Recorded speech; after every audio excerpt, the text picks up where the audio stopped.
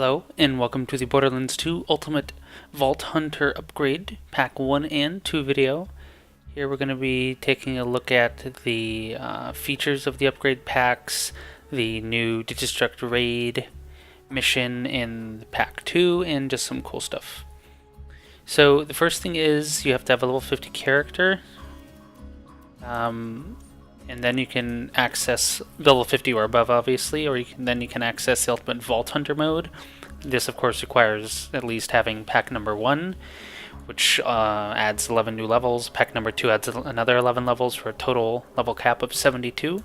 So you select Vault Hunter mode, and if you continue, then you can set the monster overpower level 1 through 8. We're just going to go with regular power for now, but we'll have a look at what the overpower levels look like later on in the video. So the most appealing aspect, at least for me, in the new upgrade packs is all the new skill points you get, a total of 22 if you have both packs. Here you see me respecking my Siren, just playing around with some of the more points. I mean, even up to level 50, you could get quite a lot of your skills. You can max out one tree fully. You could mix and match, between the trees, but the extra 22 points obviously allow you much more diversity and greater skill builds, or just to make your character even that more powerful, that more fun for solo play or for co-op. Here I'm making more of a solo build.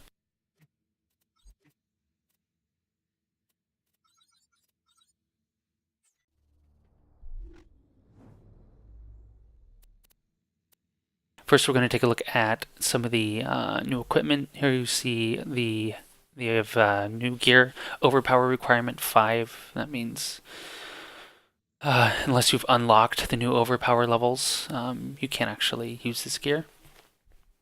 But I've unlocked them all, so no problem. So it's hard to display all the new loot in the packs because of the randomized nature of the game's loot system, but there's a lot of cool new stuff, for sure. It also adds the ability to drop pearlescent weapons, but I don't actually have any of those yet because they're super, super rare, but you'll find them later, hopefully. So how do we actually get to the raid? Well, you just find any fast travel location, and it's automatically showing you the raid on Digistruct Peak. So we're traveling there now. Let's see what it's like. Welcome to the Gauntlet.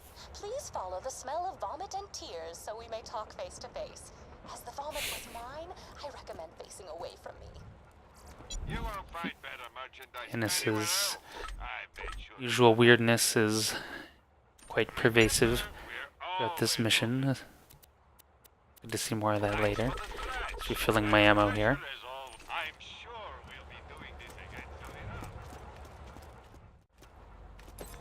So let's get the mission started. Exceptional.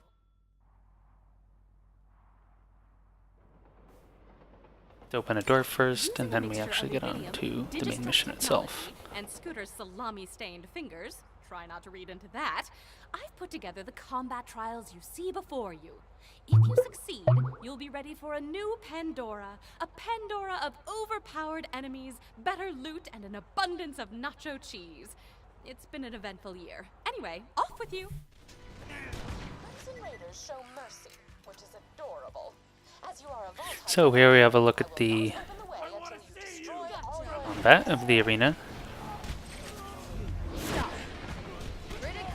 So Tanos is just saying she won't open the way until you destroy all the enemies in each area. So you go through a series of different arenas, but everyone's Digistructed in, so none of these are actually real, which makes it sort of interesting, but just as difficult.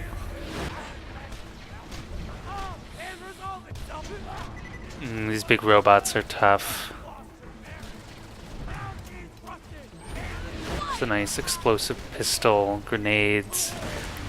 I don't have an adequate acid weapon to actually properly deal with this robot, but I do my best. So none of this is an overpower mode, so none of these enemies are too hard. They're the same level as I am. but they're still capable of doing plenty of damage to you, even just straight up level 72 enemies. So the goal here is eventually to get through all these arenas, and you'll fight these assassins from the campaign. There's 4 of them, Bruce and 3 others. But I'm not going to be showing all of that here. Once you kill all of them, you complete the mission. Watching my colleagues get eaten alive by a horde of these. Sometimes I replay the memories in my mind whilst eating popcorn and staring absently into the middle distance.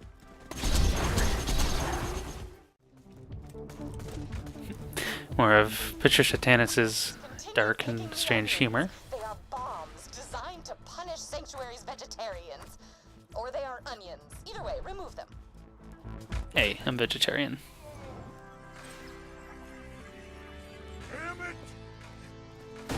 So yeah, these even without monster overpower level, see these guys chew through me quite quickly, though I get a second wind easily enough. But yes, dying does reset the whole thing, and you will have to start over no matter how far you are in, which isn't too fun. Here I've turned up the monster overpower level to 6, and instead of Skag spawning here without any monster power level, instead there's a ginormous level 78 robot, and all overpower enemies who are above you take reduced weapon damage, scaling. So here you see I'm basically barely touching this big robot. It makes short work of me.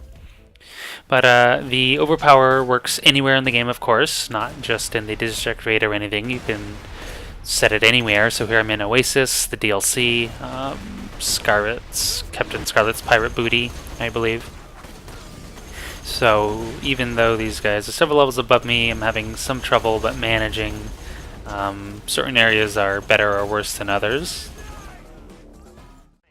And here I go back just to the original campaign to show off Lynchwood, which is easily my favorite area in the whole non-deal, in the regular game anyway. Well, even a Lady Marauder takes a substantial amount to kill, but dies without too much effort. But yeah, that's the basic overview of the upgrade packs. It's a lot of fun. The monster overpower levels ensure basically you and or your friends can keep playing for a long time, and always have something more to achieve. I wasn't able to show it off because it requires going into the arena under Monster Power 6, but if you do, you get a big final boss that has a really high chance of dropping the pearlescent weapons, especially on Monster Power level 8. So check out the packs, only $5 a piece. They add a lot more to your end game of Borderlands 2. See you in Pandora.